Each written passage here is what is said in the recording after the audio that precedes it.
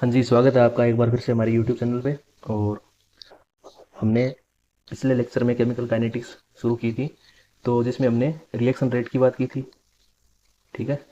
और हमने बात की थी कि जो थर्मोडायनेमिक्स है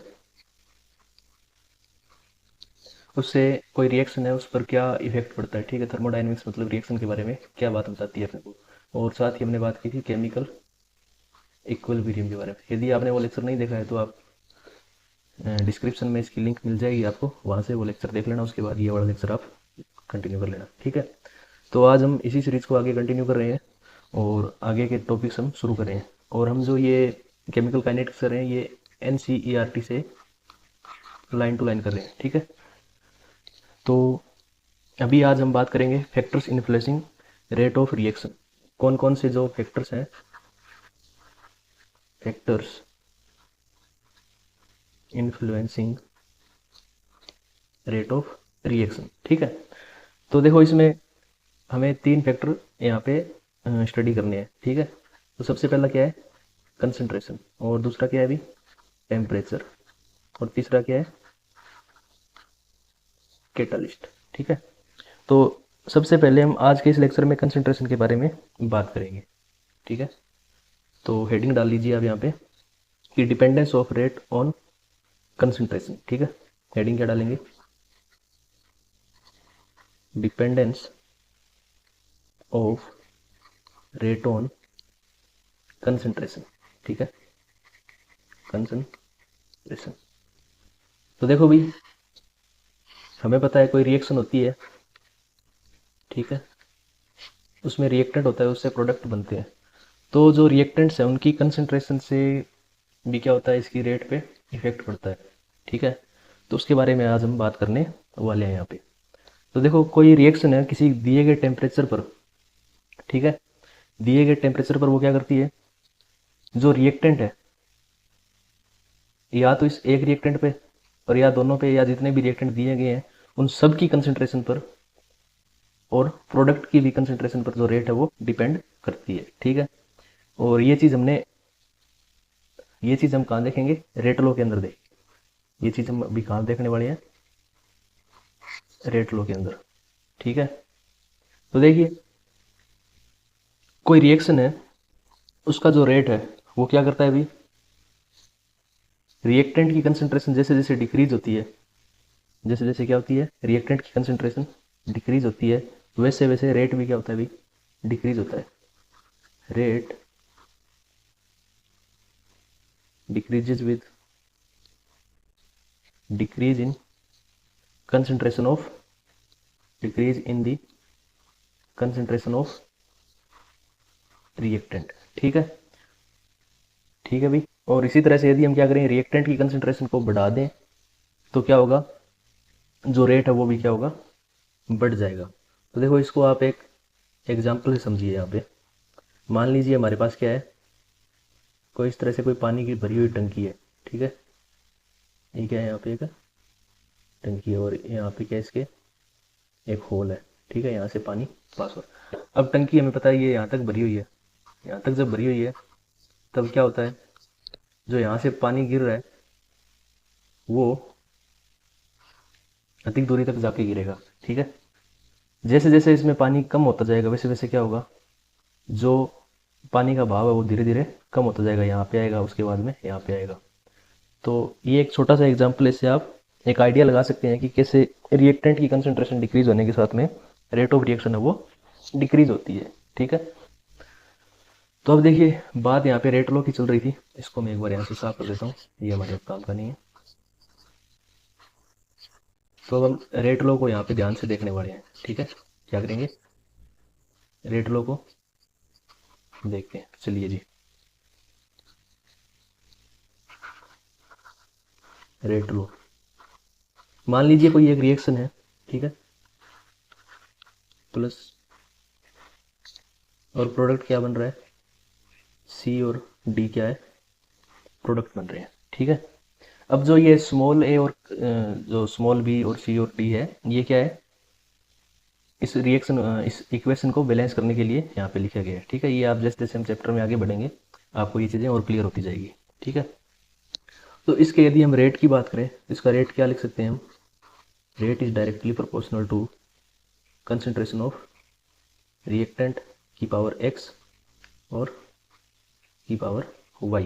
अब ए और बी जो रिएक्टेंट है, इनकी कंसंट्रेशन के क्या होगा, रेट क्या होगा, डायरेक्टली प्रोपोर्शनल होगा। जैसा कि हमने अभी पीछे बात की थी कि यदि रिएक्टेंट की कंसंट्रेशन डिक्रीज होगी तो रेट भी क्या होगा, डिक्रीज होगा। यदि कंसंट्रेशन बढ़ेगी तो रेट भी क्या होगा, बढ़ेगा। ये चीज़ हमने अभी पीछे बात की थी। अब जो ये एक्स और वाई है, जो एक्स और वाई है वो ए और बी के बराबर भी हो सकते हैं, ठीक है। एक्स जो है ए के बराबर हो सकता है, जो वाई है वो बी के बराबर भी हो सकता है और नहीं भी हो सकता है। ये दोनों चीज़ हो सकती है, ठीक है। ये बराबर भी हो सकता है और नहीं भी हो सकता है, ठीक है। अब एक्स और वाई यहाँ पे क्या है, एक्स हमें क्या बताता है, एक्स प्लस वाई क्या है, इस रिएक्शन का ऑर्डर है। यदि हम इस एक्स प्लस वाई को इकट्ठा लिखें तो ये क्या आएगा, कोई एक वैल्यू आएगी, वो क्या होगी, इस रिएक्शन का ऑर्डर होगा, ठीक है। ठीक है भी, इसको हम ऐसे भी लिख सकते हैं, the negative change in concentration of reactant with change in time is equals to k concentration of a की पावर x b की पावर y, ठीक है। अब k यहाँ पे क्या है अभी, k क्या है, रेट कांस्टेंट है। k क्या है, रेट कांस्टेंट है, ठीक है।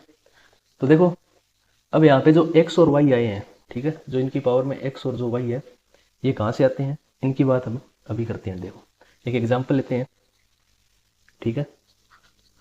एग्जांपल ले लिया हमने एक 2NO, ठीक है, प्लस O2 2NO2, ये कोई रिएक्शन है, ठीक है। अब इस रिएक्शन में क्या देखा गया कि O2 की कंसंट्रेशन को क्या कर दें, कांस्टेंट रख लें, ठीक है।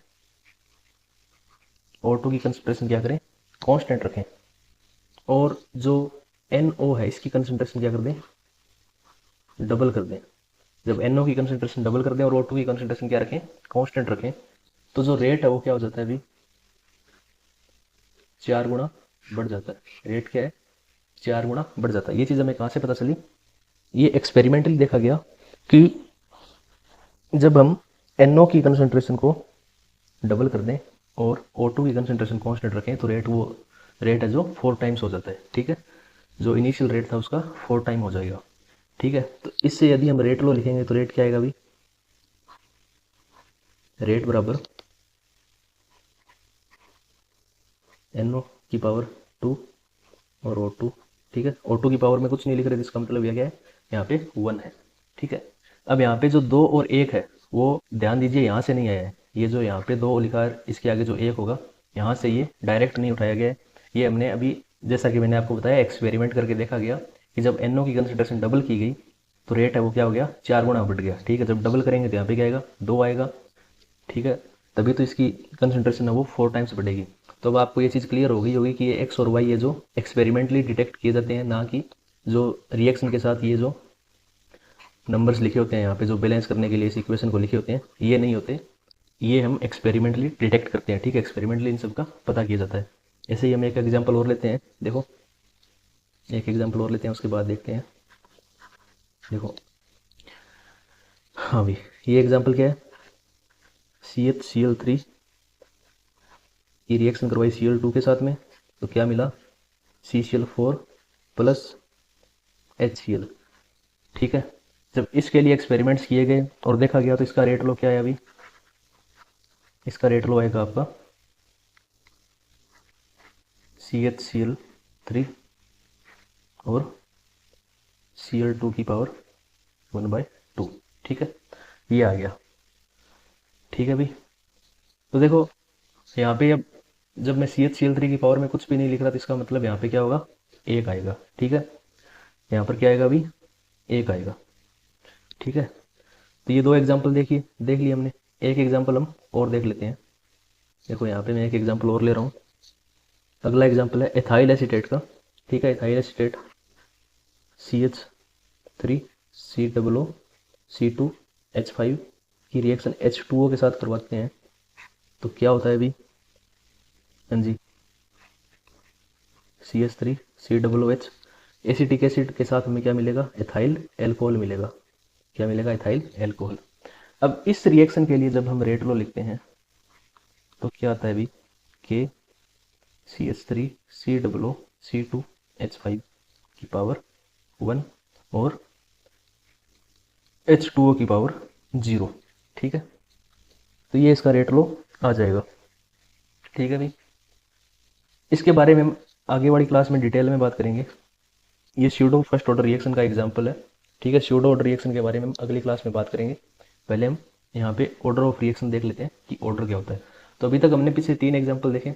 ठीक है, तो यहाँ पे मैंने आपको स्टार्टिंग में बताया था कि जो इनकी पावर लिखी होती है, इनको जब हम टोटल करते हैं तो एक नंबर आता है, और वो नंबर क्या होता है, वो number he order of reaction होता है। ठीक है, अभी हम इसकी डेफिनेशन के अंदर चलेंगे और ध्यान से देखेंगे कि ऑर्डर ऑफ रिएक्शन क्या होता है।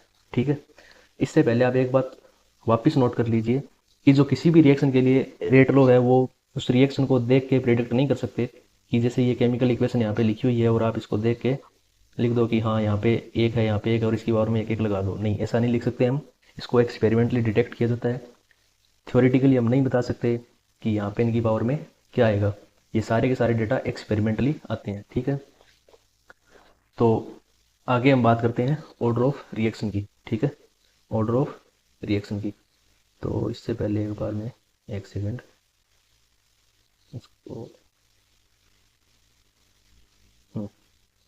चलिए अभी ऑर्डर ऑफ रिएक्शन की बात करते हैं। देखो, जो एनसीईआरटी है आपकी, उसके अंदर डेफिनेशन क्या दे रखी है रिएक्शन के ऑर्डर की। देखो, the sum of power of the concentration of reactant in rate law expression. ठीक है, ध्यान से देखिए यहाँ पे क्या लिख रखा है, कि जो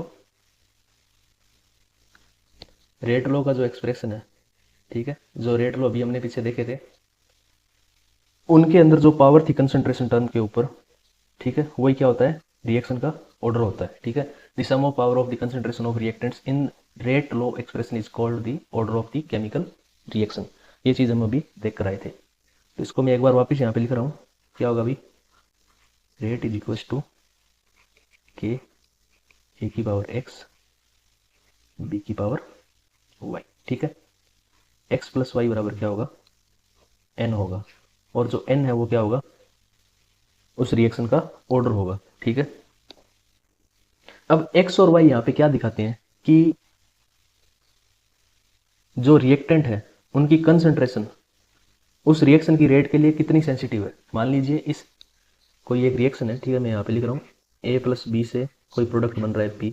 ठीक है, और इसके लिए हमने रेट लो ये यहाँ पे लिख रखा है। ठीक है, क्या बोल रहा हूँ मैं, कि कोई रिएक्शन है ए प्लस बी से प्रोडक्ट बन रहा है, उसका रेट लो ये लिखा हुआ है। तो एक्स और वाई क्या दिखा रहे हैं यहाँ पे, कि यदि हम ए की कंसंट्रेशन में चेंज करेंगे कुछ, ठीक है, तो इसके ओवरऑल रेट पे क्या इफेक्ट पड़ेगा। ठीक है, उस सेंसिटिविटी को ही ये एक्स और वाई यहाँ पे रिप्रेजेंट कर रहे हैं। ठीक है, क्या कर रहे हैं, रिप्रेजेंट कर रहे हैं। और ये हमें क्या बता रहे हैं, इस रिएक्शन का ऑर्डर बता रहे हैं। ये ए के रिस्पेक्ट में एक्स बता रहा है, बी के रिस्पेक्ट में वाई क्या बता रहा है, इसका ऑर्डर बता रहा है। और जो एक्स प्लस वाई है वो इस रिएक्शन का ओवरऑल ऑर्डर बता रहे हैं। क्या बता रहे हैं अभी, ओवरऑल ऑर्डर ऑफ रिएक्शन। ठीक है, ओवरऑल ऑर्डर ऑफ रिएक्शन। तो देखो, अभी हमने पीछे एक एग्जांपल देखा था, अच्छा वो मैंने यहाँ से साफ कर दिया। वो एग्जांपल क्या था, इथाइल एसीटेट वाला था। उसमें आपने ध्यान दिया होगा कि जो H2O की पावर थी वो 0 थी। तो इस डेफिनेशन को हम एक अलग तरीके से भी बोल सकते हैं कि क्या लिखेंगे यहाँ पे हम, देखो,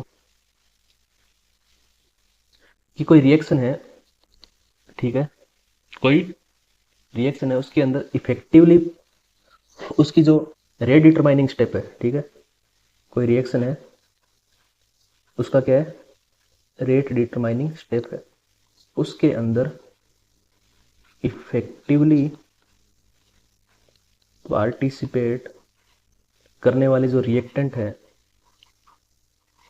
वो ही क्या दिखाएंगे, उस रिएक्शन का ऑर्डर दिखाएंगे। ठीक है, इफेक्टिवली पार्टिसिपेट का मतलब क्या है, कि जैसे इथाइल एसीटेट वाले में हमने देखा था कि वहाँ पे H2O जो है वो इफेक्टिवली पार्टिसिपेट नहीं कर रहा, सिर्फ जो एस्टर है वो ही इफेक्टिवली पार्टिसिपेट कर रहा है। तो जो रिएक्शन का ऑर्डर है वो किस पे डिपेंड कर रहा था, एक ही रिएक्टेंट पे डिपेंड कर रहा था। मान लीजिए ये रिएक्शन है यहाँ पे ए प्लस बी वाली, यदि सिर्फ ए अकेला ही इफेक्टिवली पार्टिसिपेट कर रहा है तो जो ऑर्डर है वो सिर्फ ए पे डिपेंड करेगा। वहाँ पे रेट लो में हम बी की पावर 0 कर देंगे, और यदि वो बी पे डिपेंड कर रहा है तो ए को हम 0 कर देंगे। ठीक है, और ये जो आपकी डेफिनेशन ये आपकी एनसीईआरटी में दे रखी है, ठीक है। तो अब क्या है, अभी ऑर्डर की बात हो गई यहाँ पे, उम्मीद कर रहा हूँ कि आपको समझ में आ रहा होगा, ठीक है। तो अब जो रिएक्शन का ऑर्डर है वो क्या क्या हो सकता है अभी देखो,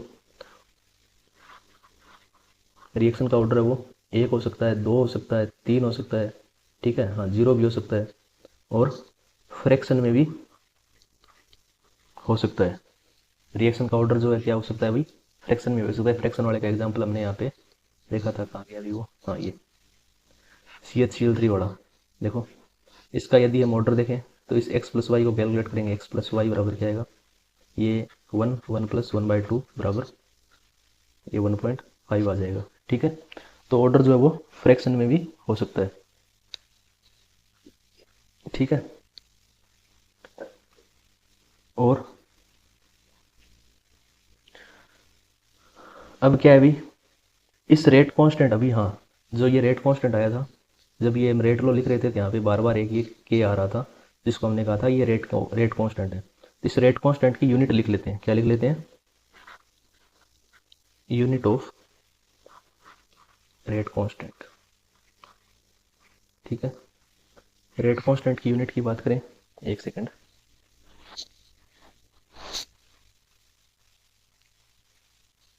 देखो भी यहाँ पे मैं वापस एक रिएक्शन लिख रहा हूँ,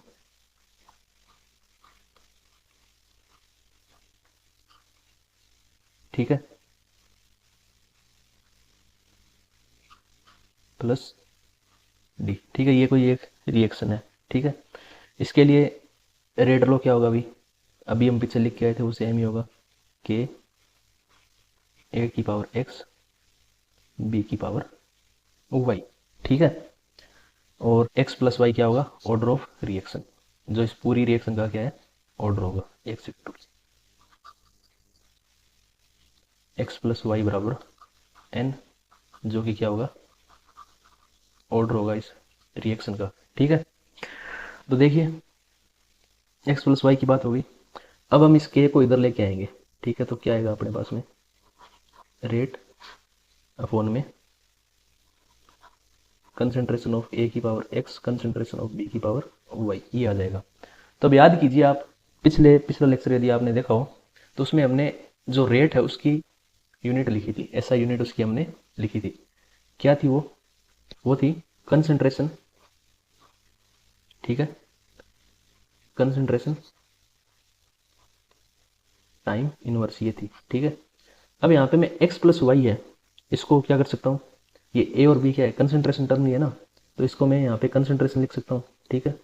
और x प्लस वाई को यहाँ पे n से लिख सकता हूँ, ओवरऑल n लिख सकता हूँ, ठीक है। तो ये क्या आ जाएगा, ये आपका आ जाएगा कंसंट्रेशन की पावर 1 - n, ये n ऊपर जाएगा तो इसकी 1 - n हो जाएगा, और टाइम इनवर्स, ठीक है, ये हो गया। तो अब इसकी एसआई यूनिट की बात करें तो आप पिछले लेक्चर से याद कीजिए, रेट की एसआई यूनिट क्या थी, मोल लीटर इनवर्स थी ना, मोल लीटर इनवर्स सेकंड इनवर्स थी, ठीक है। तो ये हो जाएगी मोल लीटर इनवर्स, ठीक है, की power concentration mole litre inverse ही होती है, ठीक है, की पावर 1 - n, और यहाँ पे आ जाएगी आपकी सेकंड इनवर्स। ये तो होगी आपकी क्या, रेट कांस्टेंट की यूनिट, ठीक है, रेट कांस्टेंट की क्या होगी, यूनिट होगी। अब मैंने आपको पीछे बताया था कि जो ऑर्डर ऑफ रिएक्शन है वो 0, 1, 2, 3 या कोई फ्रैक्शन भी हो सकता है, ठीक है, कोई भी नंबर हो सकता है या वो फ्रैक्शन में भी हो सकता है, और वो यहाँ पे हम n की जगह लिखेंगे, ठीक है। तो जैसे मैं मान लीजिए बात करता हूँ फर्स्ट ऑर्डर रिएक्शन की, ठीक है, यहीं पे मैं लिख रहा हूँ एक जगह, मान लीजिए कोई रिएक्शन है उसका ऑर्डर क्या है, एक है, तो उसको हम क्या बोलेंगे, फर्स्ट ऑर्डर रिएक्शन। अब इस फर्स्ट ऑर्डर रिएक्शन के लिए के की यूनिट क्या होगी भाई, देखो मोल लीटर इनवर्स की पावर 1 माइनस क्या करेंगे, फर्स्ट ऑर्डर है तो क्या होगा, n बराबर 1 होगा ना, n बराबर क्या होगा 1 होगा, तो 1 - 1 सेकेंड इनवर्स, ठीक है। तो k बराबर क्या आ जाएगा, k बराबर ये हो जाएगा 0, तो 0 की पावर इस किसी की पावर 0 होती है तो 1 हो जाएगा, और ये सेकेंड इनवर्स क्या आ गई फर्स्ट ऑर्डर रिएक्शन के लिए, इसको हम k1 भी लिख सकते हैं यहाँ पे, क्योंकि फर्स्ट ऑर्डर रिएक्शन की बात हो रही है, तो k1 बराबर क्या होगा सेकेंड इनवर्स हो जाएगा, ठीक है। इसी इसी तरह से आप क्या कर सकते हो भाई, सेकेंड ऑर्डर रिएक्शन और थर्ड ऑर्डर रिएक्शन के भी रेट कांस्टेंट की यूनिट निकाल सकते हो। आप इसकी यूनिट निकाल के कमेंट्स में बताइएगा मेरे को, ठीक है। तो ये बात होगी हमारी यूनिट ऑफ रेट कांस्टेंट की, ठीक है। अगली बात आती है मॉलिक्यूलरिटी ऑफ रिएक्शन की। किसकी बात आती है, मॉलिक्यूलरिटी ऑफ ए रिएक्शन। तो देखो मॉलिक्यूलरिटी ऑफ ए रिएक्शन की बात करें, क्या होता है अभी देखो, आपकी जो डेफिनेशन दे रखी है एनसीईआरटी में वो क्या दे रखी है कि the number of reacting species, the number of reacting species, atoms, ions और molecules taking part in a taking part in an elementary reaction. ये ध्यान देना, यहाँ पे क्या बोल रहा है, इन एलिमेंट्री रिएक्शन, ठीक है, which must collide simultaneously in order to bring about a chemical reaction is called molecularity of reaction। तो यहाँ पे एक शब्द आया एलिमेंट्री रिएक्शन, ठीक है। तो एलिमेंट्री रिएक्शन की हम बात करते हैं। एलिमेंट्री रिएक्शन क्या होती है कि the reaction taking place in one step is called elementary reaction. जो रिएक्शन क्या होती है एक ही स्टेप में होती है उसे हम क्या बोलते हैं, एलिमेंट्री रिएक्शन बोलते हैं। इसके लिए आप क्या लिखेंगे, the reaction taking place taking place in one step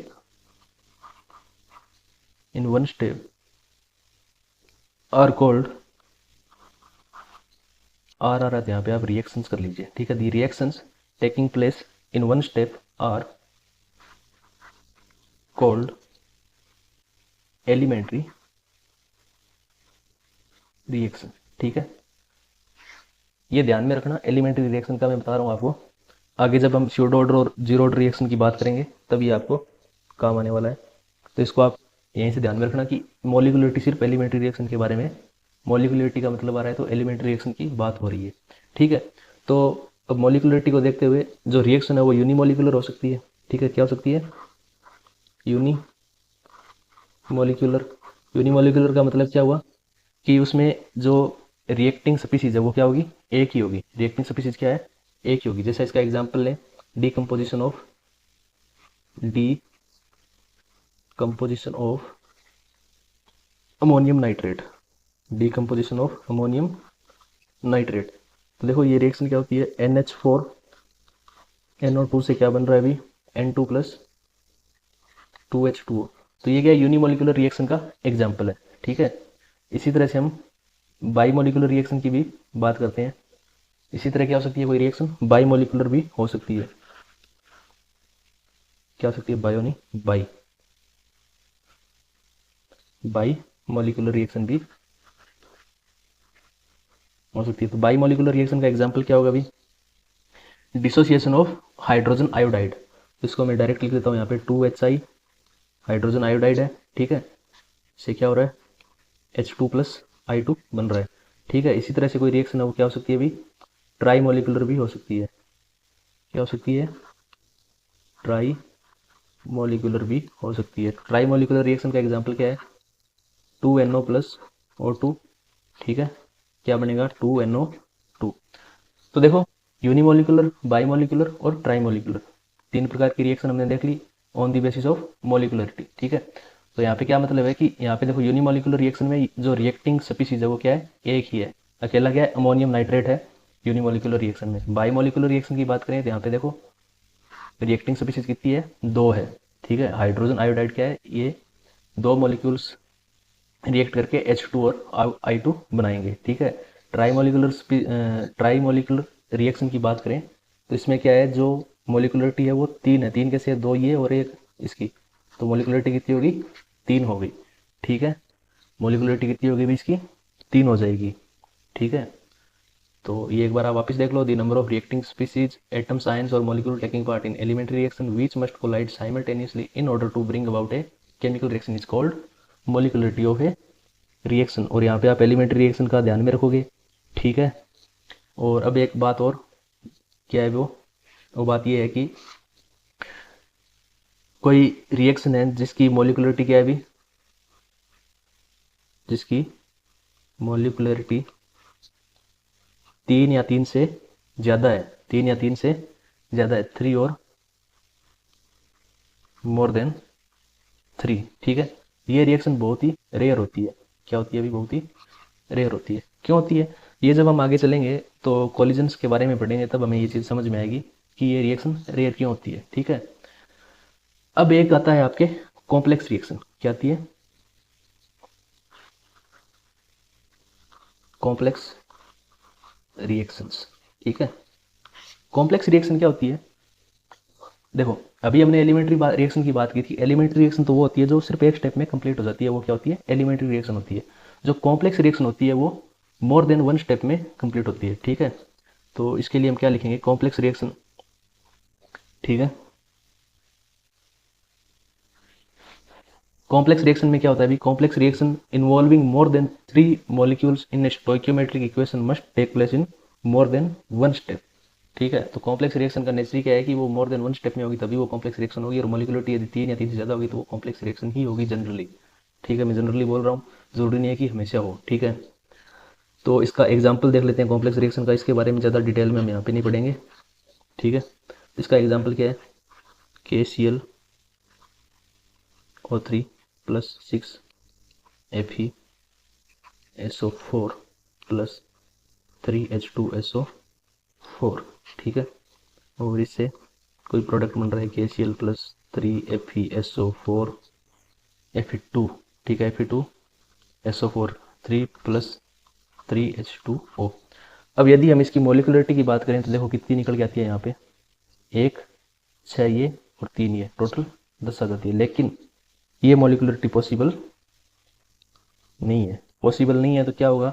ये कॉम्प्लेक्स रिएक्शन है और ये एक से ज़्यादा स्टेप में होगी, ठीक है। अभी मैंने बताया था कि कॉम्प्लेक्स रिएक्शन कोई भी रिएक्शन है जिसमें 3 से ज़्यादा मोलिकुलरिटी है तो वो क्या होगी? मोर देन वन स्टेप में होगी, वो क्या होगी? कॉम्प्लेक्स रिएक्शन होगी, ठीक है। ठीक है, तो ये क्या होगी? मोर देन वन स्टेप में कंप्लीट होगी। और इसका जो ऑर्डर आएगा वो क्या आएगा? 2 आएगा, ठीक है। सेकेंड ऑर्डर रिएक्शन है, ये क्या है? एक सेकेंड ऑर्डर रिएक्शन है। अब देखिए मोर देन वन स्टेप में कंप्लीट होगी तो इसके लिए मोलिकुलरिटी का कोई मतलब रह नहीं जाता, ठीक है। यहाँ पे कोई मोलिकुलरिटी का मतलब रह नहीं जाता। जितने भी स्टेप होंगे, मान लीजिए पहला स्टेप है, ठीक है, जिसमें कुछ रिएक्शन हो रही है। फिर दूसरा स्टेप है जिसमें कुछ हो रहा है, कुछ प्रोडक्ट बन रहे हैं। फिर तीसरे स्टेप में कुछ बन रहे हैं, ठीक है। ये 3-4 स्टेप में मान लीजिए, 3 स्टेप में मान लीजिए ये कंप्लीट हो रही है, ठीक है। तो इस पर्टिकुलर स्टेप के लिए इसकी मोलिकुलरिटी है वो अलग होगी, इसके लिए कुछ अलग मोलिकुलरिटी होगी और इसके लिए कुछ अलग मोलिकुलरिटी होगी, ठीक है। तो बात ये है कि हमें यहाँ पे इसका ऑर्डर कैसे पता चला कि ये सेकेंड ऑर्डर रिएक्शन है और ये कहाँ से आया? तो देखो इसमें कोई एक स्टेप ऐसा होगा जो स्लो होगा, ठीक है। और जो स्टेप मान लीजिए सेकेंड स्टेप है, ये क्या है? स्लो स्टेप है, ठीक है। तो जो ये स्टेप है इसी को हम क्या बोलेंगे? रेट डिटरमाइनिंग स्टेप बोलेंगे। इस स्टेप की जो मोलिकुलरिटी होगी, ठीक है, इसकी कुछ मोलिकुलरिटी होगी और यहाँ से जो, जैसे हमने एलिमेंट्री रिएक्शन में पीछे बात की थी, ठीक है। कहाँ गया एग्जाम्पल? देखता हूँ मैं। जैसे हाँ, यहाँ से हमने जैसे ये रेट लो लिखा था, वो रेट लो स्लोवेस्ट स्टेप के लिए लिखा जाएगा और वहीं से हमें पता चलेगा कि इसका ऑर्डर क्या है? सेकंड ऑर्डर है, ठीक है। तो ये इतना सब कुछ करने के बाद में हम इसके कंक्लूजन पे आते हैं और वो क्या है कि देखो, order of reaction is an experimental quantity. एक सेकंड रुको, मैं इसका कलर चेंज कर लेता हूँ। देखो, ये बात हमने स्टार्टिंग में की थी कि जो रिएक्शन का ऑर्डर है वो क्या होगा? एक एक्सपेरिमेंटल क्वांटिटी है, ठीक है। ये नहीं कि हमने उसकी जो स्टोइकियोमेट्रिक कोफिशिएंट है उनको देख के नंबर कुछ भी लिख दिए, ठीक है, वो नहीं होगा। ये एक्सपेरिमेंटल क्वांटिटी है जो एक्सपेरिमेंटली ही पता की जाती है कि ऑर्डर क्या होगा। इट कैन बी जीरो, ठीक है। ऑर्डर क्या हो सकता है? जीरो हो सकता है, फ्रैक्शन हो सकता है। अब देखो मोलिकुलरिटी है वो जीरो नहीं होगी, ठीक है। और फ्रैक्शन में भी या नॉन इंटीजर नहीं होगी, ठीक है। देखो मोलिकुलरिटी अगर जीरो हो जाएगी, सोचो आप, तो रिएक्टिंग स्पीसीज ही नहीं होगी, कोई रिएक्टिंग स्पीसीज ही नहीं होगी। जैसे ये डिकम्पोजिशन ऑफ अमोनियम नाइट्रेट हमने देखा था, तो यहाँ पे जब मोलिकुलरिटी जीरो होगी तो ये होगा ही नहीं, ये होगा ही नहीं, तो कोई रिएक्शन स्टार्ट कहाँ से होगी, ठीक है। तो इसलिए मोलिकुलरिटी कभी भी जीरो नहीं होती और वो इंटीजर होगी, ठीक है। क्या होगी? वो कोई इंटीजर नंबर ही होगा। ऐसे नहीं है कि 1/2 इसकी मोलिकुलरिटी है, 0.5 इसकी मोलिकुलरिटी है, 0.3, इस तरह का नंबर देखने को नहीं मिलेगा। वो हमेशा एक इंटीजर होगा, ठीक है। Order is applicable to elementary as well as complex reaction. ये बात ध्यान दीजिए, जो रिएक्शन का ऑर्डर है वो एलिमेंट्री भी होगा और मतलब एलिमेंट्री रिएक्शन के लिए भी होगा और कॉम्प्लेक्स रिएक्शन के लिए भी होगा। जबकि जो मोलिकुलरिटी है वो क्या होगी? सिर्फ और सिर्फ एलिमेंट्री रिएक्शन के लिए होगी। ये बात मैंने अभी आपको पीछे बताई की थी इस एग्जांपल के अंदर, कि कॉम्प्लेक्स रिएक्शन के लिए एलिमेंट्री रिएक्शन का sorry elementary for complex reaction molecularity has no meaning. ठीक है, मोलिकुलरिटी की बात हो रही है कि मोलिकुलरिटी सिर्फ एलिमेंट्री रिएक्शन के लिए होती है, कॉम्प्लेक्स रिएक्शन के लिए मोलिकुलरिटी नहीं होती। ठीक है, अगला कंक्लूजन क्या है कि for complex reaction order is given by the slowest step. ये अभी हमने अभी बात की थी कि जो स्लोवेस्ट स्टेप होगा उसको हम क्या बोलते हैं, रेट डिटरमाइनिंग स्टेप, और उस स्टेप से ही कॉम्प्लेक्स रिएक्शन की मोलिकुलरिटी पता की जाती है। ठीक है, and the molecularity of slowest step is same as the order of overall reaction. अब जो ये रिएक्शन की हमने बात की थी, देखो KClO3 6FeSO4 ये जो रिएक्शन है, ठीक है, इसका मैंने बताया था कि इसका ऑर्डर सेकंड ऑर्डर है। ठीक है, और इसका मैंने ये बताया कि कुछ स्टेप्स में कंप्लीट हो रही है, और मान लीजिए इसका सेकंड स्टेप है वो स्लोएस्ट स्टेप है, और वो क्या है, रेट डिटरमाइनिंग स्टेप है। और इस स्टेप की जो मोलिकुलरिटी होगी वो इस रिएक्शन के ओवरऑल ऑर्डर के क्या होगी, बराबर होगी। ये बात हमने यहाँ पे लिख रखी है, same as the order of overall reaction. ठीक है, तो ये बात हो गई किसके बारे में, ऑर्डर और मोलिकुलरिटी के बारे में। ठीक है, तो आज की क्लास में हम इतना ही करेंगे। अगली क्लास में हम स्यूडो ऑर्डर रिएक्शन और जीरो ऑर्डर रिएक्शन की बात करेंगे। उससे पहले आपके लिए एक छोटा सा क्वेश्चन है, देखो यहाँ पे क्या बताया, इट कैन बी जीरो। ठीक है, ऑर्डर है वो एक्सपेरिमेंटल हो सकता है। अब आप मेरे को ये बताओ कि कोई जीरो ऑर्डर रिएक्शन है, ठीक है, आपको कुछ ना कुछ ऑर्डर और मोलिकुलरिटी का समझ में आया होगा, इतना लेक्चर देखा है। ठीक है, जीरो ऑर्डर रिएक्शन है, ठीक है, तो वो क्या होगी, मान लीजिए ए प्लस बी से, नहीं ए प्लस बी नहीं, आप ऐसे समझो कि ए से कोई प्रोडक्ट बन रहा है बी और सी। ठीक है, और मैं ये कह रहा हूँ कि ये रिएक्शन है वो क्या है, जीरो ऑर्डर रिएक्शन है। ठीक है, ये रिएक्शन क्या है, जीरो ऑर्डर रिएक्शन है। और मैंने अभी आपको ये बताया कि मोलिकुलरिटी कभी जीरो नहीं होगी, ये रहा, molecularity can not be zero. ठीक है, यहाँ पे मोलिकुलरिटी जीरो नहीं है, ठीक है, और ऑर्डर इसका क्या है, जीरो है। तो आप ये बताइए कि क्या ये श्योर ऑर्डर रिएक्शन है या कुछ और है। ठीक है, जो भी आपको लगे कमेंट में आप बताइएगा, और इसके बारे में हम डिटेल में अगली क्लास में बात करेंगे। ठीक है, तो तब तक आप जुड़े रहिए, चैनल को सब्सक्राइब कर लीजिए और वीडियो को लाइक और शेयर कर दीजिए। ठीक है, और कोई डाउट हो तो आप मेरे से कमेंट में पूछ सकते हैं। तो आज के लिए इतना ही। ठीक है, थैंक यू।